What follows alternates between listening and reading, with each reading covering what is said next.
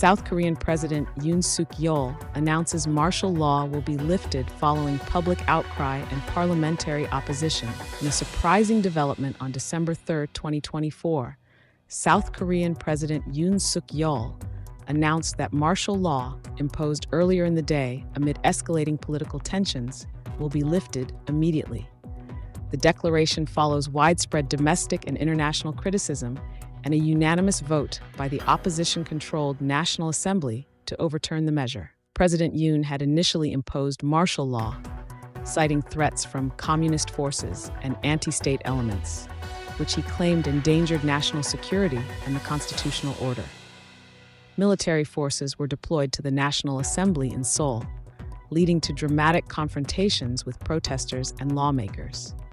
The president's decision sparked significant unrest, with thousands taking to the streets in Seoul and other major cities, demanding the restoration of democratic norms. In a late-night televised address, President Yoon stated, "In light of the overwhelming concerns from the public and the strong response from our democratic institutions, I have decided to lift the martial law immediately.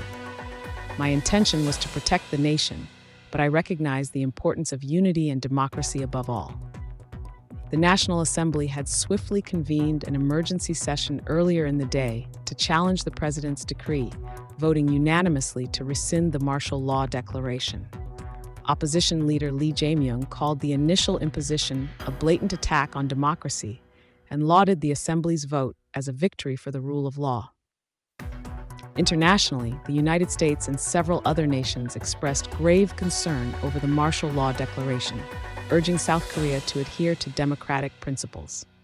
The crisis also rattled markets, with South Korean stocks experiencing significant losses earlier in the day, as the iShares MSCI South Korea ETF dropped by 3%. With the president's decision to lift martial law, military forces began withdrawing from the National Assembly late in the evening, and a semblance of calm is returning to the capital. However, analysts warn that the political crisis may leave lasting scars on South Korea's political landscape. The swift response from both the parliament and the public demonstrates the strength of South Korea's democratic institutions, said a political analyst in Seoul. However, this crisis will undoubtedly raise questions about the president's judgment and the limits of executive power. As the dust begins to settle, observers will be closely watching how President Yoon navigates the fallout from this unprecedented event and whether his administration can rebuild trust in the months to come.